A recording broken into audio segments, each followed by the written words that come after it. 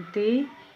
बाबा कहते हैं क्षमा दान सबसे बड़ा दान है, पर इंसान आसानी से दूसरों को क्षमा नहीं कर पाता।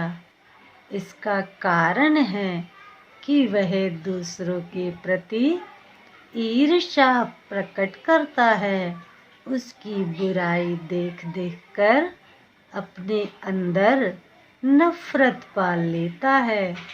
पर शायद उसे यह ज्ञान नहीं है कि यह एक प्रकार का मानसिक रोग है। सोचता है कि मैं इसे क्षमा कैसे करूं?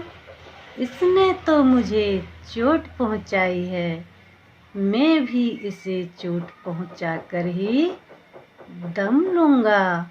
बाबा कहते हैं ईंट का जवाब पत्थर से देने की भावना मनुष्य के जीवन को नरक बना देती है। बाबा कहते हैं अगर तुम किसी को क्षमा नहीं कर पा रहे हो तो अवश्य ही बदले की भावना जागृत हो रही है। किसी के प्रति हम अपने मन में वर्षों तक नफरत रखते हैं, परंतु हम उसे क्षमा नहीं कर पा रहे हैं। हमें सोचना चाहिए कि इस बात से नुकसान किसका हो रहा है, हमारा या दूसरे का।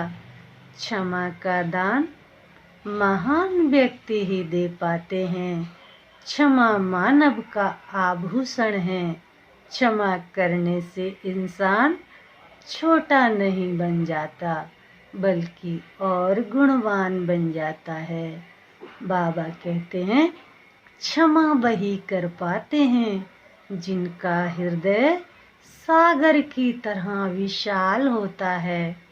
कई बच्चे तो क्षमा मांगने में शर्म महसूस करते हैं, सोचते हैं कि हम इनसे कम थोड़े ही हैं, हमारी भी तो कोई अहमियत है। वे अंदर अहंकार का भाव रखकर बाहर से खुश होने का दिखावा मात्र करते हैं, परंतु बाबा कहते हैं वे अंदर से खुश नहीं रह पाते। जैसे लकड़ी को अंदर से दीमक खा जाती है ना, वैसे अहंकार इंसान को खा जाता है। बाबा कहते हैं झुकता वही है जिसमें जान होती है, अकड़े रहना तो मुर्दे की पहचान होती है।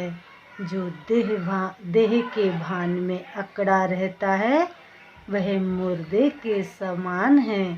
गुणवान बच्चे तो सहज ही झुककर क्षमा मांग लेते हैं और रिश्तों में मधुरता कायम रखते हैं। बाबा कहते हैं अगर सुखी जीवन जीना है तो दूसरों को क्षमा करना सीखें। इससे हम स्वयं भी और दूसरे भी इस दर्द से दूर रह सकेंगे। ओम शांति।